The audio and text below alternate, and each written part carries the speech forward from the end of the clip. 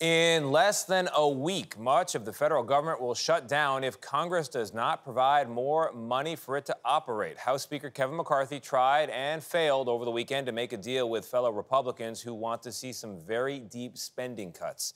Nancy Cordes is at the White House for us. She's been following all of this. Nancy, what's going on? Good morning. Tony, good morning to you. The speaker was indeed at work all weekend, but if anything, these holdouts appear to be even more dug in, opposing any of the options to fund the government quickly.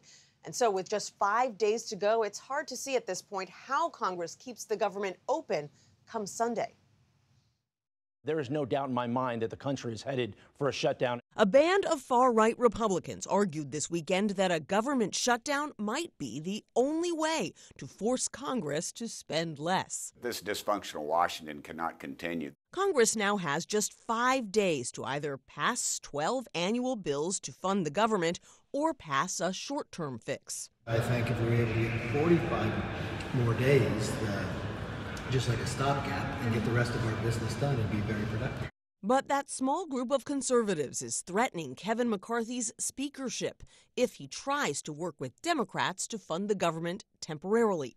Kevin wants it in one big up or down vote, keep the government open, shut it down. I'm saying single subject spending bills. It's the only way to break the fever and liberate ourselves from this out of control spending. The funding fight is creating clear division within the GOP.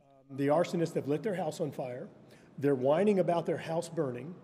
They're going to want credit for putting the fire out, and then they're going to set up a GoFundMe to get paid for what happened. A shutdown would force many of the nation's 4 million federal employees to work without pay. A small group of extreme Republicans don't want to live up to the deal. So now everyone in America could be forced to pay the price, including thousands of food safety inspectors, represented by Paula Soldner. They're going to be going out inspecting the food, but they're not going to be able to pay for the food that they need to feed their families. With the House in gridlock, the Senate is going to try this week to pass their own bipartisan short-term spending patch and send it to the House. But again, if McCarthy even allows that to come up for a vote, there are those on the right who say they'd try to oust him, Gayle, so he doesn't have a lot of options. All right, Nancy, we are all watching. Thank you.